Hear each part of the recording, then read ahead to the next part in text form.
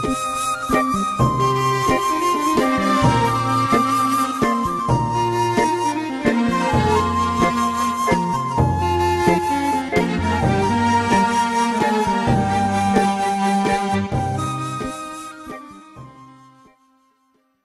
لێ ببینەرانی خۆشەویست خۆشحاڵم لە ئەڵلقەیەکی تری بەرنامەی پەیامی تۆ لە شاشە جوانەکەی کەناڵی ئاسمانی پەیام بەیەوەی خۆشەویست شاد بوومەوە.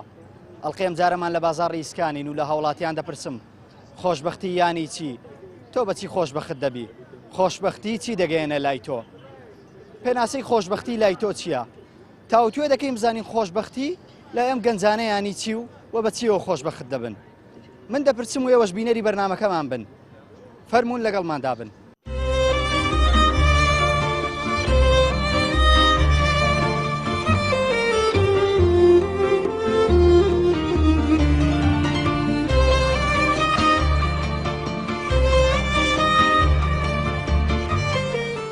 ماڵ مناڵی من ئەگەر خۆش بن منش خۆشبەختم. بەڵێ ڕازگۆیی بە بناغی خۆشبەختی و سەربەرزی دەزان. بە پارە دەتوانین دڵی خەڵکی تریش خۆش بکەیت. لە زروفی ئێستا یانی کەسێک نبینی بەدڵۆ خۆشبەخت بێت. کە دایک و باوکت هەبوون زۆر دڵخۆش و بەختەوەریشی. خۆشبەختی بریتە لەوەیکەوە خوای گەورە لە خۆت ڕازیکە پێش هەموو شتێک. ئەگەر کەسانێک تەندروست بن لەشیان ساغ بێ پێم وایە خۆشبەختیە.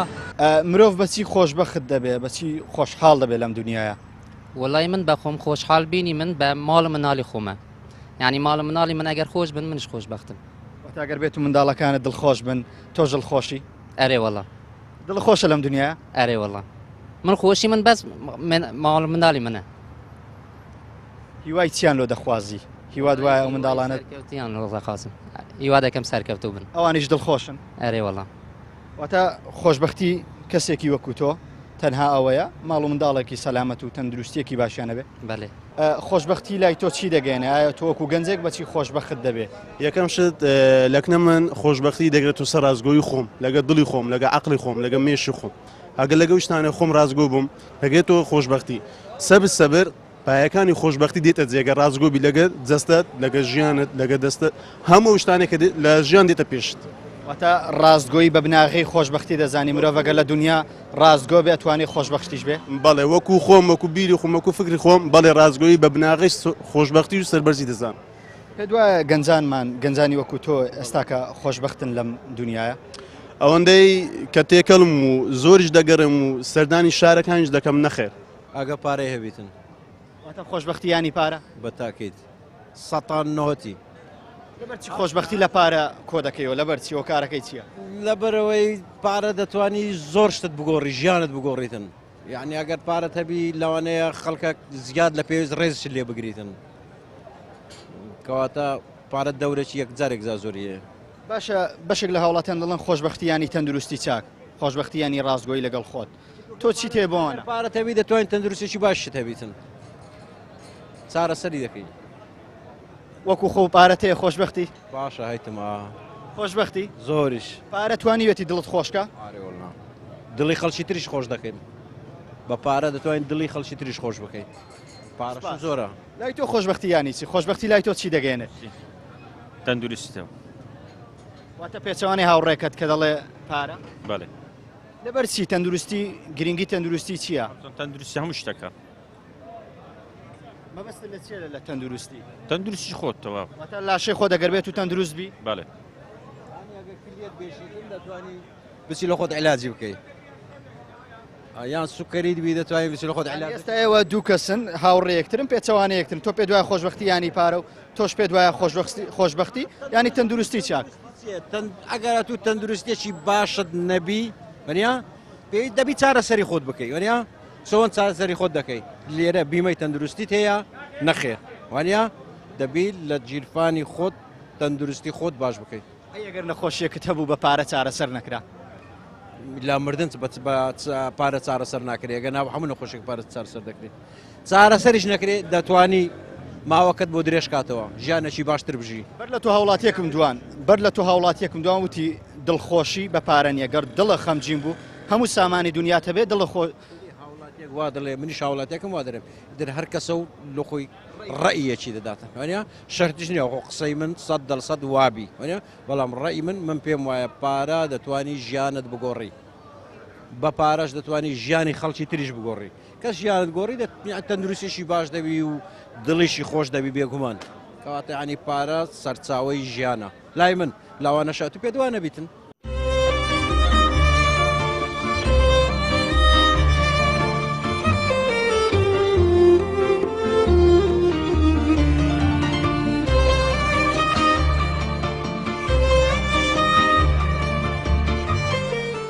مال مناڵی من ئەگەر خۆش بن منش خۆشبەختم. بەڵێ ڕازگۆیی بە بناغش خۆشببختی و سەربەرزی دەزان بە پارە دەتوانین دڵی خەڵکی تریش خۆش بکەیت لە زروفی ئێستا ینی کەسێک نبینی بەدڵۆ خۆشبەخت بیت کە دایک و باوکت هەبوون زۆر دڵخۆشی و بەختەوەریشی خۆشببختی بریتێ لەوەیکەوە خی گەورە لە خۆت ڕازیکە پێش هەموو شتێک ئەگەر کەسانێک تەندروست بن لەشیان ساغ بێ پێم وایە خۆشببختیە. وڵایی خۆشببختی ینی زۆر شت دەگرێتەوە بەڕاستی بەڵام لە زروفی ئێستا ینی کەسێک نبینی بەدڵۆ خۆشببخت بی لەبەوەی هۆکار زۆرەوە کاری داخلی و خارجی بەڕاستی کاری زۆری تێدەکا بەڵام ئینسان ینی دایمەن هەوڵی ئەوە بداتن کەەوە ئەگەر بەهۆی سواردەوریشیەوە خۆشببخت نەبێ خۆی هەوڵی خۆشببختدانی خۆی بکاتن. خۆشببختی لای تۆ چییە؟ بەچی خۆشببخت دەبیت؟ وڵی گوتە شت زۆرە بەس برم آخربوونەوەی ئەو لەگەڵ برادران خۆشە ینی دڵت خۆش دەبێت هەست بە خۆشی دەکەیت. بە دیاریکراوی گەنجێکم دوان وتی خۆشببختی ینی پارە کەسێکی ترم دوان وتی خۆشببختی ینی ڕاستگۆیی گەر تۆ بە وشەیە بڵێ پێناسەی خۆشببختی بکە دەڵێ چی؟ وڵای خۆشببختی ئەمیش بەڕای من ڕاستگۆیی وەفا زۆر گرنگە. تەندروستی لای تۆ گرنگە؟ بەتاکیت. ئایا گەر تەندروستیەکی باشە نەبوو ئەتوانی خۆشببخت بیت؟ نەخێر بێگومان زۆر کەسمان بینیەوە سەرمادارێکی زۆر گەورەیە بەڵام لە کاتێکدا نەیتوانێت بەدڵی خۆی شتێ بخوا نەیتوانیەوە بەدڵی خۆی حەزی لەس بێ بیخواتن لەبەر تەندروستیەکەی. تۆ چ شتێکت هەیە پێ دوایە ئێستا کە پێی خۆشببختی وەکو تاکێکی گەنج؟ وڵایی الحەمدوللا گوتنی لەشمان ساغەوە نیعمەتەشی خوای گەورەیە خوا بەزیادبی ئەوەش سەری هەموویتی نەپارە ئینسان دڵخۆش دەکا نە هیچ شتێکتر بەڵام تەندروستێکی ساغ تەندروستێکی ساغ و سەلامەت خۆشببختی دروست دەکا. هیوامان وایە هەر لە خۆشببختی و خۆشی دابی. حەزم لێ بچمە لایەوە هاوڕێیت لای تۆ خۆشببختی چی دەگەێنێ تۆ وەکو تاکێکی گەنج بەچی خۆشببخت دەبی؟ خۆشببختی بەچی دەعاتە ئینسان ئەو پشتێک کە پێویستێت لە من دەستی بیتن ئەو کەشەکە خۆی دێ بۆی فراهەم بێت یعنی کە خاستن گەنج کە دەبینی داوای شتێک دەکات ناتوانێت بەدەستی بینیتن جا چ لە ڕووی مادی بی چ لە ڕووی نەفسی بی لە ڕووی کۆمەڵاتی بی کە دەیە بەدەستی ناگا تەبعی هەست بە شکانەوە دەکات هەست بۆی دەکە بەختینە لێ دەستی پێ ناگاتن کە تەماشای گەنجانش کە زۆر جاران کە کابرا دەوێت دەست بە شتێک پێی ناگا دەڵێ بەختم نییە نەمبوو لە بە ئەوەیە هاتن خۆشببختی ئەوەیە کە پێویستەکان لە بن دەست بیتن محتاجی کەس نەبی. وەڵا خۆشببختی زۆر شت دەگریتەوە مەسەلەن یەکەم تاعەت و عیبادەت مەسەلەن هاوڕێی باش و تاعەت و عیبادەت و سەروەت و سامان و زۆر شت دەگرێتەوە. تۆ ئەگەر بێت و پێناسەی خۆشببختی بە دیاریکراوی بکەیت ئەڵەی خۆشببختی چییە؟ وڵای خۆشببختی مەسەلەن پێناسەشی ئەوتۆی نییە کە مەسە ئێستا من پێناسەشی دیارگە بەپی تاکەکان دەگۆڕێ خۆشببخت پێناس بەڵێ بەس حەزەکەم لە ڕوانگەی تۆ خۆشببختی ینی چی؟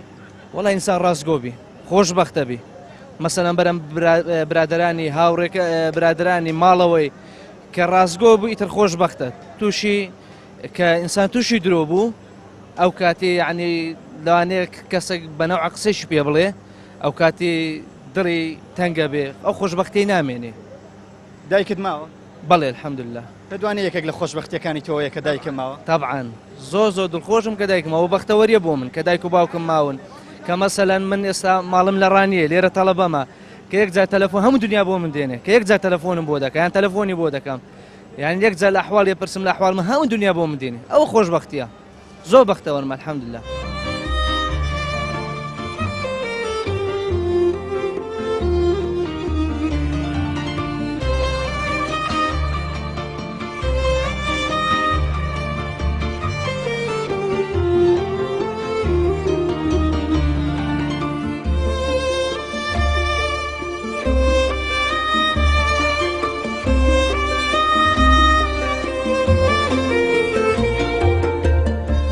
خۆت پێ دوایە خۆشببختی ینی چی؟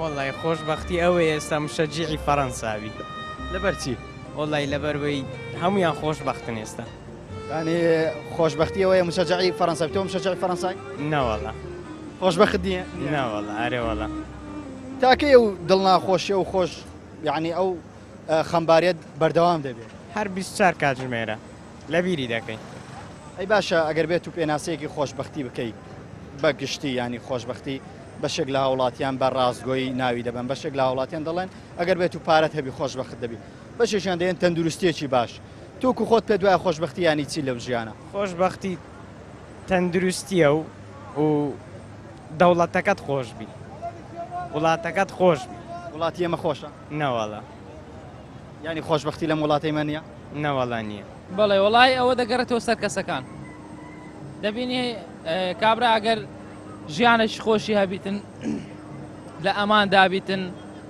و با بڵێن بە پێی پێویست گوزەرانی بڕواتن یانیش دەبینی محتاجی دەستی کەس نەبیتن یانیشەوە تا لەشی ساغ و سەلامەت بیتن ئەوڕۆ لە ساغی و سەلامەتی نیعمەتەشی گەورەیە نیعمەتەشی گەورەیە خوای گەورە هەتا لێت نەستینتەوە ئاتواستی پێ ناکەیتەوە لە ساغی چ نیعمەتێکە و چ خۆشببختیەکە لە ژیان مەسەلە کوژدی شێ دەرێ هەموو دنیا تەبیتن ناکە یەک سەعاتی قەلب خۆشی سەعات خۆشی واتاگە بە دیاریکراوی لە تۆ بپرسم خۆشببختی چی دەگەێنێ لای تۆ دەڵی خۆشببختی چییە بێگوشە خۆشببختی بریتێ لەوەیکەوە خوای گەورە لە خۆت ڕازیکە پێش هەموو شتێک ئەتو ئەگەر خوای گەورەت لە خۆ ڕازی کردو و هەوڵتدا لە بۆ قیامەت بێگومان دڵخۆش دەبی وەتا ڕازیبوونی خۆی پەروەردگار لای تۆ بنەمای سەرچیە بۆ خۆشببختی لە هەردوو دنیا بێگومان وایە بەتەکید تۆ خۆشببختیت الحەمدولله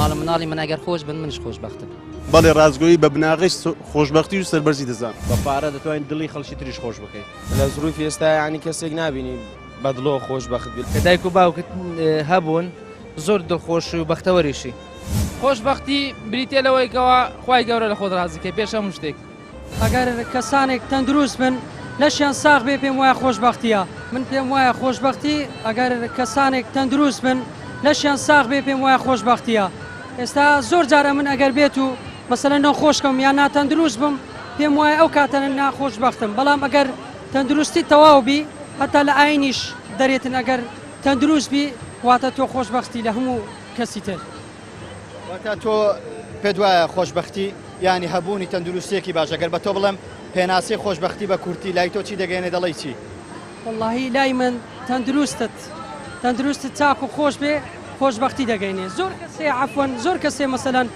لایەن خۆشببخت نینە لەوانەیە قەیران ڕووی تێو کردبن لەوانەیە گیرفانیان بەتاڵ بێتن هەژار بن بەڵام بەڕای من تەندروستی چاک خۆشببختیە بە هەموو کەسێک واتە پێ دوای ئەگەر بێت و تەندروستیت باش نەبێ هەموو سەروەت و سامانی دنیاشت هەبێ ناتوانێت خۆشببخت بی بەڵێ زۆر کەسانمان دیوە مەسەلەن ناتەندروست بووە کاوا سەرۆت و سامانی دنیای هەموو لە بەرندەست بووە بەڵام کە خوای گەورە شفای نەداوایان چارەسەر پێ نەکراوەواتە مارمولک هیچ سوودێکی نابێ بەوە کەسە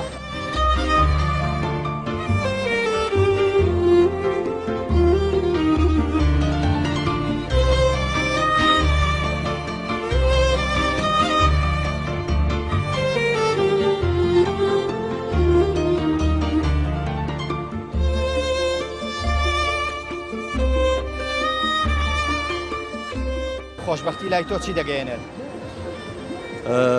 ئەوەی ڕاستی بێ لە لای من خۆشببختی لە سەروی هەموو شتێکەوە وەکو خۆتان دەزانن ئێرە ئێمە لەم وڵاتەیەمە کەمتر درکمان بە خۆشببختی کردووە ئەوەی کە بەلایەمەوە زۆر گرنگ بێ لەم وڵاتە ڕازگۆییە خەڵکێک ئەگەر لەگەڵ ئێمە ڕازگۆ بێ ئەوە هەموو شتێکە بۆ ئێمە کەوایە هەموو کۆمەلگاکەمان میلەتەکەمان خۆشببختە بێ بەداخەوە لەم وڵاتە ڕازگۆیی زۆر کەم ماوەتەوە بۆ ئێمە شواکە کە هەر جۆرە خۆشببختیەکی تر هەبێ ئەندێ خۆشببختیە تایبەتە بۆ نمونە خێزانە دایکە باوکە خوشکە برایە ئەم شتانەی لە ژیان ئێمە شتێکی ترە ئێمە ڕووی دەرەوەی خۆشببختی دەمانەوێت ببینین یان درکی پێ بکەین وەکەوەی کە هەیە ئەو وڵاتانی کە لە لووتکەی خۆشببختیاژین خۆیان خۆشببختیان بۆ خۆیان دروست کردووە تەنها بە ڕازگۆیی هۆکاری چێکە خەڵکی ئێمە وەکو خۆت وتنی ڕازگۆنین ینی تۆپیاڵی خەڵکی ئێمە ڕازگۆنیە بۆیە خۆشببختنیە لە چێوە فێرە ئەم نەگوتنی ڕاستیە بوون نا من مەبەستمەوە نییە خەڵکی ئێمە ڕازگۆنیە مەبەستم لە زیاتر سیاسیەکانە ڕووی ڕازگۆنین هەمووی نا بەڵام زۆریان ڕازگۆنین هەمووی نا بەڵام زۆریان ڕازگۆنین بەڵێ پێ دوایە کاردانەوەی لەسەر خەڵکی شەبووە کاوان ڕازگۆنین ئەنی خەڵکانیش ڕویان زیاتر لە ناڕاستی کردووە بە دڵنیایەوە ناڵێم یەکێک لە هۆکارانی کە ئێمە هەست بە خۆشببختی نەکەین یان لە مانای تەواوی خۆشببختی نەگەین لەوەیە کە کەمتر ڕاستگۆیی هەیە بۆیە مەستێکی چۆنت هەیە کابینی نوێژێک یان عیبادەتێک ئەنجام دەیت بێگومان دڵخۆش دەبی کاتێکەوە یەک نوێژ تاخیر دەبی وا دەزانی شتێکت دەبی چووە ئیدی کە نوێژەکەت کرد مرتاع دەبی دڵخۆش دەبی خۆشببخت دەبی هاتو ئەگەر هەموو فەرزەکانت بە جوانی و هەموو ئەو شتانەی خوای گەورە لەسەری فەرز کردینە بە تەواوی بە تێر و تەسەلی ئەنجامماندا بێگومان دڵخۆش دەبی پێ دوایە گەنجانی وڵاتی ئێمە گەنجانی هەرێمی کوردستان خۆشببختن بەخوای ئەوش دەگەڕێتەوە سەر کەسەکان ئێستا کەس بە زۆری ئێستا لێیان بپرسی دەڵێ ناوەڵا خۆشببخت نییە گوزەران نییە ئاسایش نییە ئیش نییە یعنی هەر یەکە شتێکی هەیە ئیدی نازانم ناتوانم لەسەر ئەوان بڕیار بدەم بەڵام لەسەر خۆم وەکو خۆم بەڵێ بێگومان دەتوانم بڕیار لەسەر خۆم بدەم و زۆریش خۆشببختم و سوپاسی خوای گەورە دەکەم کەەوە ئەو خۆشببختی بەم بەخشێت چکەوە نیعمەتێکی زۆر گەورەیە سپاس ئەماژە بە قسەی زۆر گرنگتدا خۆشەویستانمەوەی کە بیستانەوە گەنجێک بوو لە شاری هەولێر کە پێی وایە خۆشببختی ینی ڕازیبوونی خوای پەروەردیگار هەر کاتێک مرۆڤ توانی خوای پەروەردیگار لە خۆی ڕازی بکە ئەو کات دەتوانێت بەڕاستی لەم دنیاەدا دڵخۆش بێ و لەو دنیاکەی تر سەرفرازی و سەرکەوتوو بەدەستبێنێ و بەشێک لە هاوڵاتیان پێیان وایە خۆشببختی ینی هەبوونی پارە و سامان و بەشێکیان پێیان وایە ینی خانەوادەیەکی باش و بەشێکیان پێیان وایە ینی تەندروستیەکی چاک ئەزیزانم لەگەڵمان بن پەیامی زیاتری هاوڵاتیانی شاری هەولێر بۆ ئەوەی خۆشەویست دەگوازینەوە ئاخۆ بزانین خۆشببختی چی دەگەێنێت لای ئەوان فەرمونون لەگەڵماندا بن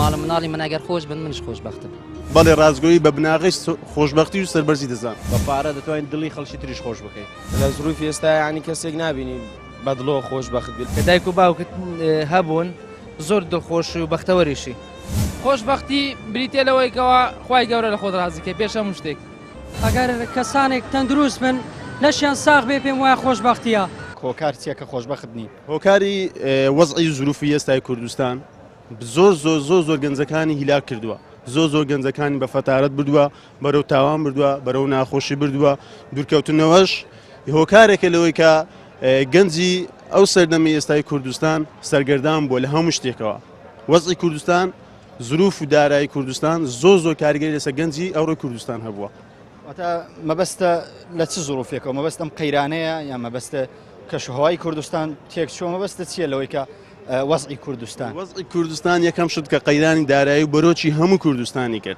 بە تایبەتی ئەو چینەی کە ناوەند بوو وایە ئەو چینەی کە ناوەند بوو ئەوە یەکەم شت دوایە کەش لێشاوی ڕۆیشتنی گەنجان زۆر گەنجمان دیت ڕۆیشتن ئەو خەڵکەش ئەو گەنجانش کە ویان زانی خۆشببختی لەوێن دەرە نەخێت چەندەها کەسمان ژیانی خۆی لەو بەعر و لەو شتانە لەو جیانە بە فەتارەتدا ڕۆی نیشتمانی خۆی خۆش لێدەستدا تۆ خۆت خۆشببختیت تارەدەک بەڵێ الحەمدولله بەچیەوە خۆشببختی چ شتێکە هەیە پێ دوایە تۆی گەنج پێی خۆشببختیت خۆشببختێک ئەوە الحەمدە محتاجی کەس نینە ئەوەی کەمانە تارەدەک لە من دەستمانەیە یعنی پێویستەکانی ژیان تارەدەگمەوە فەرەهەم کرای الحەمدولله واتە تۆ پێ دوایە خۆشببختی محتاج نەبوونی هیچ کەسێکە و هەموو ئیش و کارەکان خۆت پێت بکرێت ئەو شتانێک کە پێویستە لە ژیان لە من دەست بێنی کەویستت دەست بۆ کارێک بگەیت شتێک بەکاربێنی پێویستە خۆت بکەی ڕەجا لە کەس نەکەی بە خۆت بەدەستی خۆت بیکەی ئەوەیە چەند محتاج زەمیتن ئەوێ خۆشببختیەکەیتی پێ دوایە گەنجانی وڵاتی ئێمە گەنجانی هەرێمی کوردستان خۆشببختن هەموو شتانەی کە دەیان هەوێ بۆیان فەراهەم کراوە حتمما هەمی فەرهەم نەکرا بەڵام لەسەر هەردوو لە ڕاوەسە عین دەبینی کە تۆ داوایشێک دەکەی دەبێ هەڵومەرجەکەی بۆ بڕەخسەنی داوای بکە یەگەنا کەموکوور لە هەردوو لاشە یان چ لە ڕووی دەسەڵات چ لە ڕووی گەنجەکانش کە بە یەکجاری بە ڕژبین لە حاڵەکەی دەڕوانن ئەوەش ناکرێەوە ئەو ئیهمالی دەسەڵاتش ناکرێ کە بە یەکجاری گەنجان ئیهمال بکاتن ئەوەیە کە دەمی زۆری هەست بە شکانەوە دەکە هەست بۆی دەکە کە نەقسە چ تێدایە تەواو نییە چ لە ڕووی مادی بی چ لە ڕووی دەرونی بی زۆر شەی دیکە کە دروست دەکات ئەوەیە کە هەست دەکە نەقسی تێدایە.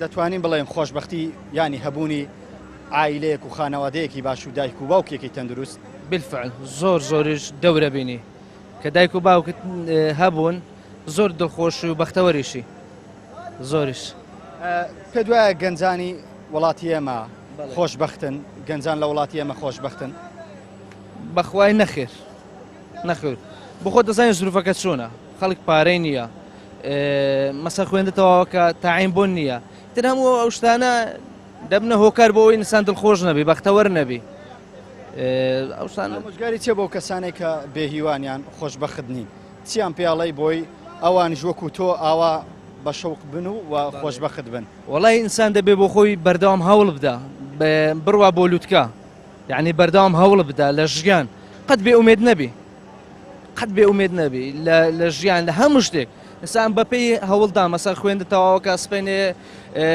کە خوێندی تاواکرد مەسەلەن تاعین دەبێ خانووی دەبێ خێزانداری پێکدێن هەموو شتێک نابینەسان بێ هیوابی لە ژیان حەزر لێ لێرە چ بۆ کەسانە بڵێ کە پێیان وایە خۆشببختیان هەبوون و پارە و سامان هیوادارم فکرکەنەوە بیرێک لەو سەرۆت و سامانە بکەنەوە کەوا چەندان کەس هەنا هەژارن لە جێگا کەوتونە نەخۆشن ئەو پارۆ سەرۆت و سامانی خۆیان بەو کەسانە ببەخشن کەوا هەژارن نەبوونن نەخۆشن خی گەورەش دڵخۆشیان دەکات هەموو کاتێک تۆکو گەنجێک پێ دوایە گەنجانی وڵاتی من خۆشببختن هەرگیز باوەڕ ناکەم خۆشببخت بن لەبەرەوەی چەندەها کەس خوێندنی تەواو کردووە دانەمەزراوە چەندەها کەسمان دیوە ڕۆیشتووە بۆ دەرەوەش ڕاستە کەسانێکی زۆر خنکاون کەسانش زۆر بەهدەر ڕۆشتن بەڵام هیموانیە گەنج لە وڵاتی خۆشببخت بێت هۆکاری سەرەکی قەیرانی دارایی زۆر کەسم دیوە بەڕاستی برادری خۆم زۆر بەڕاستی بەداخەوە دەیبینم دەڵێتن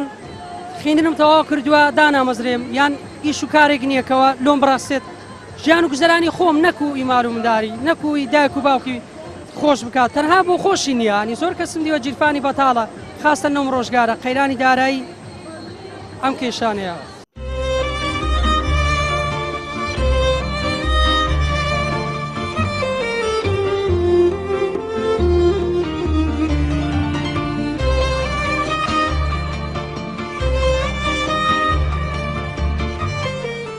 ماڵ مناڵی من ئەگەر خۆش بن منش خۆشببختم بەڵێ ڕازگۆیی بە بناغی خۆشببختی و سەربەرزی دەزان بە پارە دەتوانین دڵی خەڵکی تریش خۆش بکەیت لە زروفی ئێستا ینی کەسێک نبینی بەدڵۆ خۆشببخت بیت کە دایک و باوکت هەبوون زۆر دڵخۆش و بەختەوەریشی خۆشببختی بریتێلەوەی کەەوە خی گەورە لە خۆت ڕازیکە پێش هەموو شتێک ئەگەر کەسانێک تەندروست بن لەشیان ساغ بێ پێم وایە خۆشببختیە تۆ پێ دوایە گەنجانی ئەم وڵاتەی من تۆک و تاکێک هاوڕەکانی تۆ خۆشببختن لەم دنیاە یان لەم هەرێمە خۆشببختن بە دیاری کراوی من وەکو سەرەتاش گوتم ئێمە وەکو گەنجی ئەم هەرێمە ئەم وڵاتە یەکێک لە هەرێک کێشە گەورەکانمان ئەوەیە کە کەمتر ڕازگۆن لەگەڵمان نەکەوێ ئێمە ڕازگۆین ئەوەی لەسەر ئێمەیە وەکو ئەو نیشتیمانی ئەرکی ئێمەیە لەوەی ئێمە هەمیشە بەهانایەوانەوە چین بۆ نمونار داواکاریەکمان لێ ئەەکەن بە تایبەتی سیاسیەکانمان بەڵام خۆزگە ئەو داواکاری کە ئەوان لە ئێمە یەکەن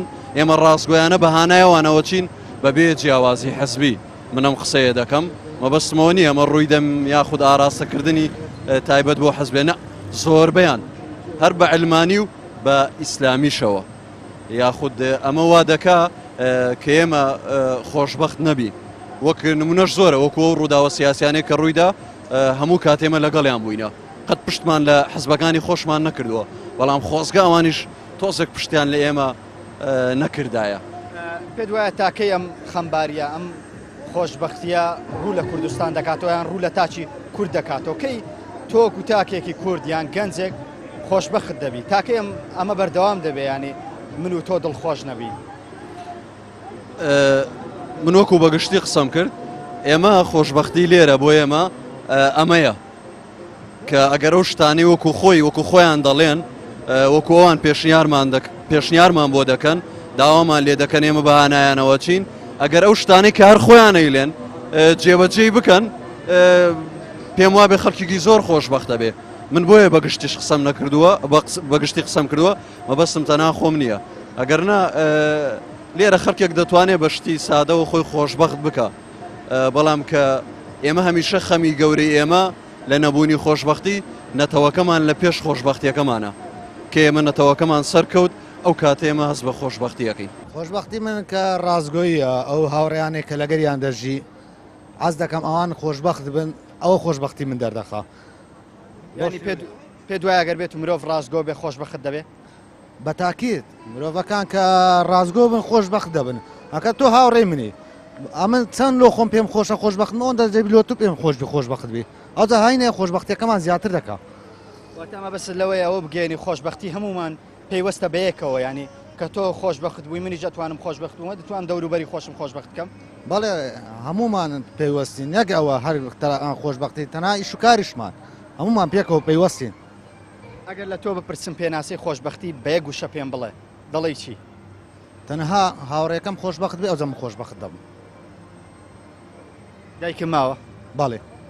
خۆشببختی کە دایکم ماوە؟ دایک ئەو شەشی گەورەیە نایکرێ باسی بکەیت دایک هەتا برێ گەورەیە لە دوو خدای گەورە و لە دوو پێغەمبەری دایکە. دوایە هەبوونی دایک و هەبوونی خانەوادەیەکی باش مرۆڤ دەتوانێت خۆشببخت بێت. هەبوونی دایک وڵاتە دایک وڵاتە چی زۆر گەورەیە باسی ناکرێ ئەوانەی کە دایکیان نماوە ئەوان دەزان دایک وشەی دایکاتی چێ یەکجار. سپاست دەکەم ئەزیزانم ئەوەی گوێویستی بوون ئەو پەیامی هاوڵاتیەک بوو ئەوەی گوێبیستی بوون بەشێکی زۆری پەیامی هاوڵاتیانی شاری هەولێر بوو کە بەشێکی زۆری پێیان وایە خۆشببختی ینی ڕاستگۆیی کە مرۆڤ لەگەڵ خۆیدا ڕاستگۆ بوو لەگەڵ دەوروبەریدا ڕاستگۆ بوو ئەتوانێ وڵاتێکی ینی مجتەمەعێکی خۆشببخت بۆ خۆی دروست بکە. خۆشەویستان مەڵقەی ئەمجارەی بەرنامەی پەیامی تۆم پێشکەشکردن تا ئەڵقەیەکی تر و بەرنامەیەکتر سڵاو و ڕێزی عیمرانی پێشکەشکار و متەڵیب خۆشەوی کامێرەمانتان لێبێ تا ئەڵقەیەکتر بەیەوەی خۆشەوی شاد دەبمەوە بەخوای گەورەتان دەسپێرم خواتان لەگەڵ.